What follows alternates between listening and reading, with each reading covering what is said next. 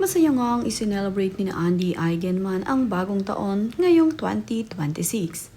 Napakasaya nga nito dahil kasama niya ngayon ang kanyang panganay na anak na si Ellie na mag-celebrate ng New Year.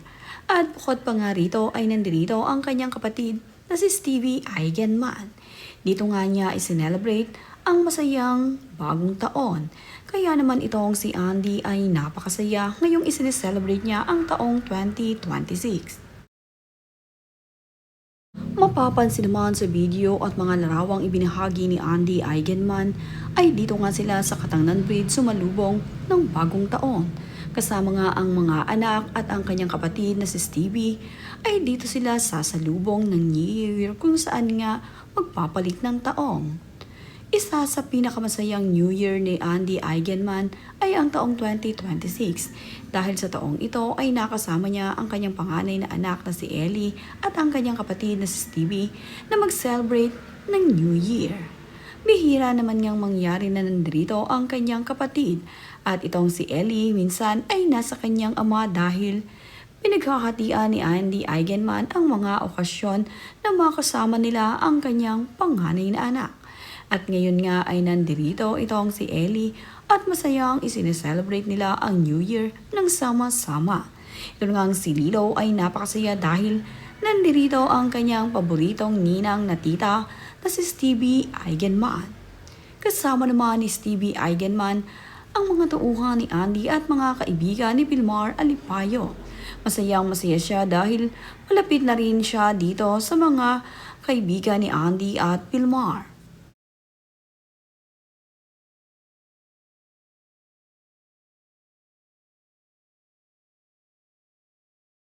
Ngang si Stevie Eigenman ay kasama rin ang kanyang kaibigan na nag-celebrate ng New Year dito sa Siargao.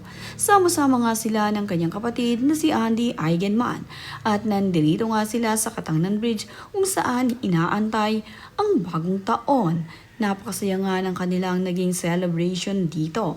Marami nga silang kasama na nag-aabang na sumapit ang bagong taon. Kaya naman ditong si Stevie, sina Andy at itong sina Pilmar Alipayo ay masayang sasalubungin ang bagong taon kasama ang kanilang matatalik na mga kaibigan.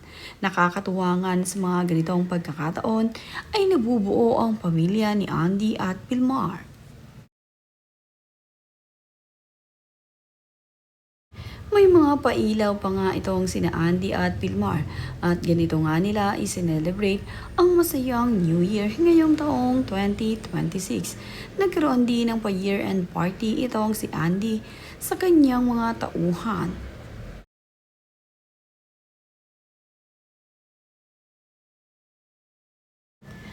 Habang namang wala ang mga tauhan ni Andy Eigenman, napakasweet naman ang kanyang kapatid at tinutulungan itong si Andy na tumaos sa kanilang tindahan dito sa Siargao.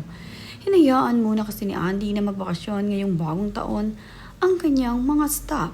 Kaya naman itong si Andy ay tumao na rin dito at ang kanyang kapatid. Tinuturuan naman ni Andy kung ano ang gagawin ng kanyang kapatid na si Stevie. Napakabait talaga nito sa kanyang ate Andy. Sabay. Dapat po. 4 strawberry matcha, and then 1 dreamy cacao. I mean, 300 cheese. Yung kabalang bahay. Oo nga kasi ayaw na niya. Cacao. And then, earthy. It's earthy blue and we ran out of butterfly. Oh, you have to say that. Yes. Yeah. Yeah, ice. Simpleng celebration naman para kina Andy Eigenman at sa kanyang mga anak nitong nakaraang nagdaang Pasko.